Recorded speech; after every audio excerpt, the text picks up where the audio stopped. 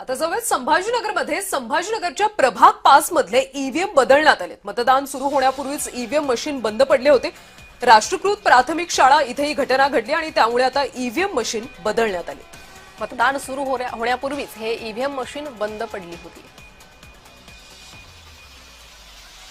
छत्रपती संभाजीनगर मधील गुजराती कन्या महाविद्यालयामध्ये तब्बल 1 तासापासून जी आहे ती ईव्हीएम मशीन बंद पडली होती. त्यामुळे या ठिकाणची नागरिकांची मोठी गर्दी जी आहे ती या ठिकाणी झाल्याची पाहायला मिळत आहे. कारण तब्बल 1 तासापासून या ठिकाणी ते ईव्हीएम मशीन जी आहे ती बंद पडलेली आहे. त्यामुळे दूरपर्यंत जे आहे ते नागरिक या ठिकाणी आल्याचे आपल्याला पाहायला मिळत आहे.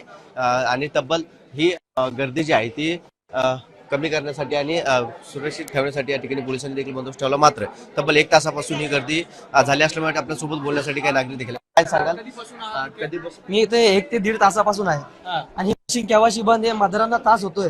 यांचं काम आहे इथं नियोजन ठेवणं, पण ते काय करताय काही कळलं नाही.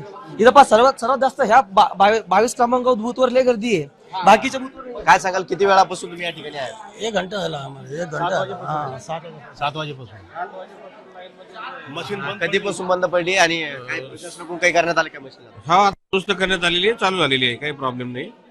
थोडा वेळ लागला पण चालू झाली. काय कशी गैरसोय झाली? 7 वाजेपासून उभे आम्ही इथं. मशीन बंद पडली होती, आता चालू झाली मशीन. संतोष शिरसाटचं, विजय चिडे, छत्रपती संभाजीनगर.